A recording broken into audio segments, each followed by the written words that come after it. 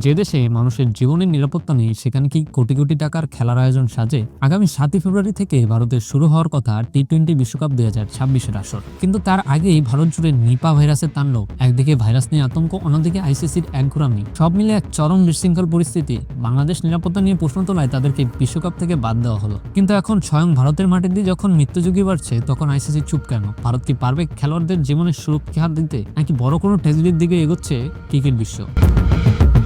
পশ্চিমবঙ্গের কলকাতায় চিকিৎসা কর্মীদের মধ্যে নিপা ভাইরাসের সংক্রমণ ধরা পড়েছে।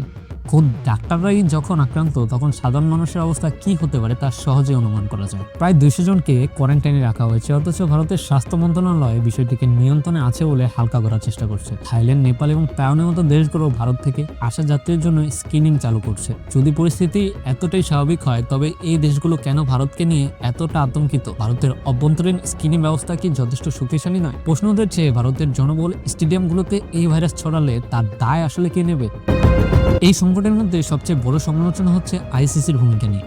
সম্প্রতি বাংলাদেশ ক্রিকেট বোর্ড নিরাপত্তা ঝুঁকির কারণে ভেন্যু পরিবর্তনের দাবি জানিয়েছিল, কিন্তু তাদের দাবিকে তোয়াক্কা না করে আইসিসি বাংলাদেশকে বিশ্বকাপ থেকে বাদ দিয়ে সেখানে স্কটল্যান্ডকে জায়গা করে দেয়। আচ্ছা, এখন প্রশ্ন আসে, যদি অস্ট্রেলিয়া বা ইংল্যান্ড এমন নিরাপত্তা নিয়ে প্রশ্ন তুলত, আইসিসি কি ঠিক একই সিদ্ধান্ত নিত?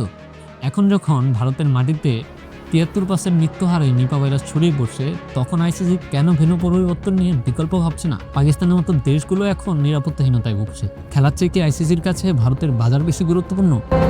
নিপা ভাইরাসের কোনো ভ্যাকসিন নেই।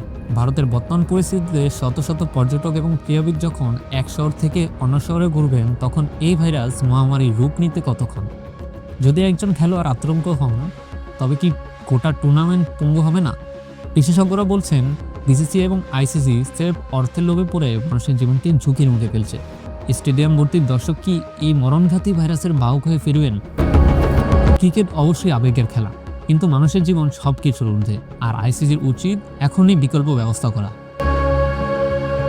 আজির রহমান চৌধুরী, ক্রিকফিল্ড বিডি।